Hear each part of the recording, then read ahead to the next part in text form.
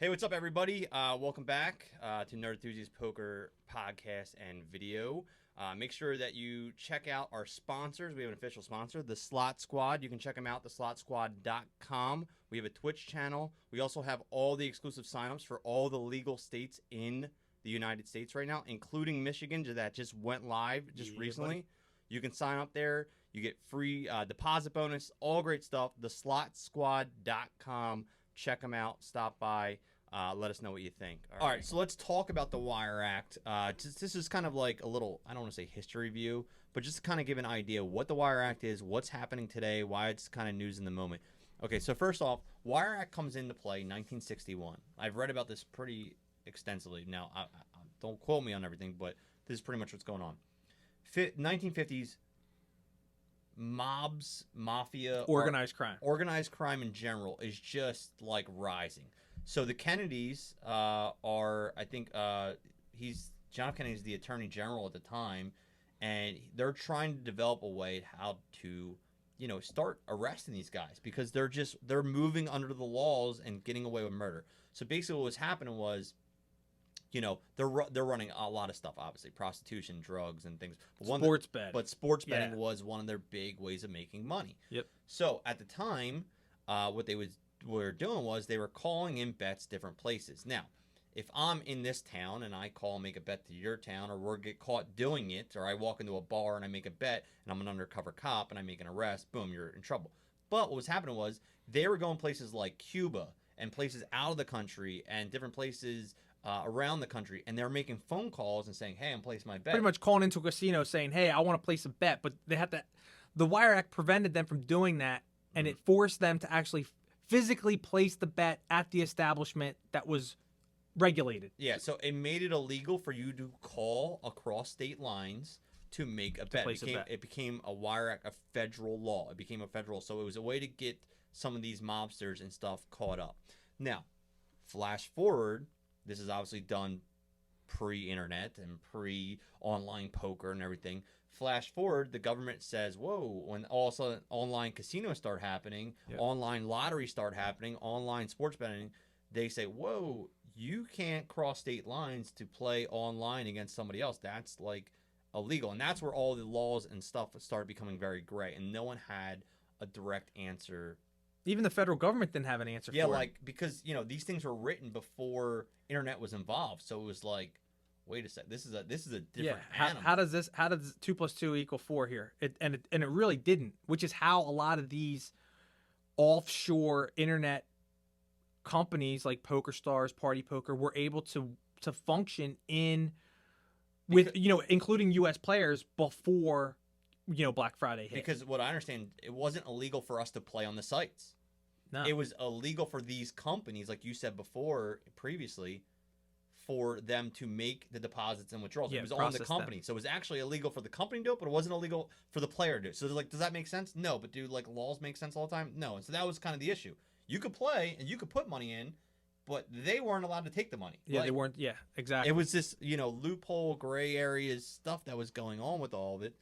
And so there's been back and forth. It was re-brought up in the UIGA.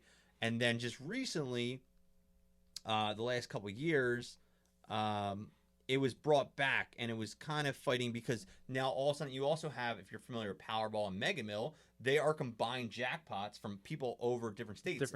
And you can put the money. So now the New Hampshire lottery had fought this, and it was being put up in federal appeals, and it was going back and forth. So just recently, as of January 21st, I believe was the day, the law was then reversed. So now this was huge, because what was happening was states, if you're familiar with it, like New Jersey, Nevada, Delaware, now Michigan, you can play online casino, you could play online poker in those actual states. Michigan hasn't opened up online poker yet, but it's common. Yep. But New Jersey you could, and so they wanted to start doing shared prize pools, so they started doing with Nevada. But then all of a sudden, this appeal came out originally from the Department of Justice saying, no, you can't do that. So then all these other states were like on hold because they're like, whoa, we don't want to invest all this money. Yeah, what can we do? Exactly. They don't want to invest all this money and do all this software and all these upgrades and hiring all this stuff if we're going to get denied in 6 months. So then all of a sudden, it just got sent back, And now they're saying you can do an interstate compact. You can make a deal. You can play together. You can cross state lines. And they specifically said that it only applies to sports betting. Yep. It only applies to sports betting like it was originally intended to. It does not affect lottery, casino, jackpots, combined jackpots, and specifically online poker. And since then, now all of a sudden in the last like couple weeks, since you've probably been hearing this because I'm already seeing what's going on, other states are like, yo, they're starting to put out stuff in legislation. I think you're going to see an explosion in the next year. Yeah, well, I mean, you look at New Jersey alone. I mean, not just sports betting, because that's regulated now. You have to be affiliated with an establishment before you kind of just pop up and do what you want to do. But I mean, the money that is getting that the state is making off of just to come into some of these states, the states determine what the like the licensing fee be, but like some of these states are like $5 or $10 million just for your like company to operate. So you want a gambling license, $10 million. You put that to taxes. And that's a drop in the bucket for some of these places. So now like these places are like states are like hurting for revenue now that like some of the budgets are catching up from all the people that didn't work last year and the taxes they're not going to get. They're going to need ways to fund this. And so these states are going to be like, yo, here's an easy grab. Yep. We legalize online poker, online casinos, and they need a $10 million license just to walk in the door. Like, that's an easy, like, $100 million grab because you're going to have 10 or 15 licenses that are going to go, yes, let us in. And so I think you're going to start seeing, so Pennsylvania is running just PokerStars, but WSOP and Party Poker got accepted to run a license in the state. But I think they were waiting for this specifically before they opened up shop. And so now I think Party Poker and WSOP, I think you're going to see that within the next 6 months. I think you're going to see them combine. So you'll have New Jersey and Pennsylvania and Nevada all up and running together with Delaware, Michigan, West Virginia, and then Virginia. I think within the next year, you'll have like a 6-7 state player pool. And now you're talking like, the one thing we always talk about we want to see come back in the States is like that Sunday mega, like the Sunday million, but like United States version. Like you put up $200 and there's $1 million guarantee every Sunday. Like that's what I'm looking for. Because most, like New Jersey, it's mostly like a Sunday $100K guarantee. Sometimes they do a special like $200 or $250K guarantee, like once in a blue moon if they really hype it up. We just had a $3,500 $1 million guarantee in New Jersey, but that's a lot of money. But to have a $200 like fire $200 for a chance to win $250,000, like know. That's what I'm looking forward to. I mean, my fear is that right now all things are looking positive in the online world, online poker world. Yeah. You know what I mean? Like this is huge for some of you who didn't live through, Black Friday, who were playing primarily online. It was a sobering time. Like a lot of people lost out on their livelihood. Like there was people who were playing online to put food on their table, and the money that they lost that was still in their player accounts, like those people are looking at these types of changes, these types of laws that are coming in that are either, clarification, and they're like, finally, you know what I mean? Like we as poker players, online players, have been waiting for something like this for a long time. My fear is that there's going to be people who interpret it as a free-for-all, and it's going to ruin the little progress that we've made. What do you mean? Meaning, like, look, anytime that there's an edge that one of these companies can take because there's ambiguity in a law, they're going to take it. So look at what happened to get WSOP, Party Poker, Borgata Poker, whatever, regulated in the state of New Jersey. Look at what it took for us to have a combined player pool with Nevada players.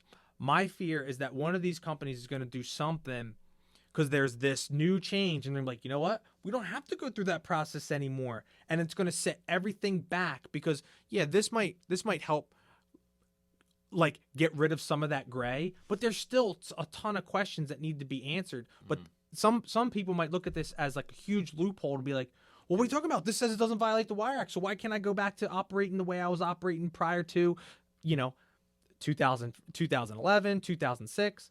Yeah. You know what I mean? No, like I understand what you're saying. Yeah, and brings up like more gray areas. More gray areas. Because the government, they're like, whoa.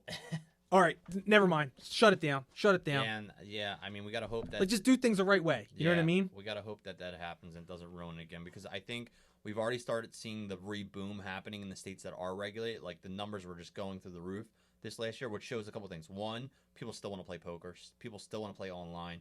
I mean, the live fields in the last couple of years were still through the roof. There was huge turnouts, huge guarantees. People still want to play, and so I'm just hoping that it really spreads. Over on uspoker.com, some of the other speculations of states that are probably more likely going to be jumping in sooner than later in the online poker world. These are just speculations, but more than likely is you're going to be looking at Connecticut, North Dakota, Kentucky, and Indiana within the next year or two, possibly bringing up online poker in their states as well. So, I mean, that's right there, another 4. I mean, at that point, then you're at like 10 or 11 states, and then it just... I think you see a domino effect. Once you see 10 or 11 states bringing in like millions and millions every month, every other state's going to be like, yeah, let's do this. Yeah. And so... Because there's just way too much money in it. There's so much money in it. Because it's like, it's the same thing with sports betting.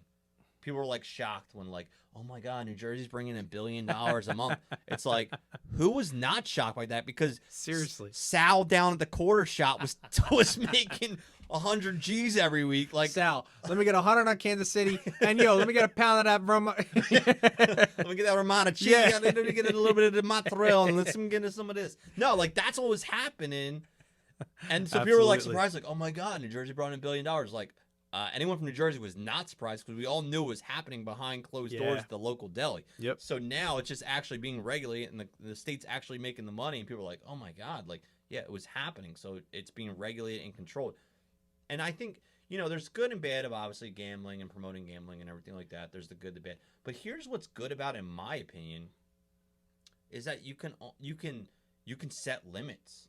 Let's talk about some of the good things that have come about it, which I've been supportive of. You can set limits.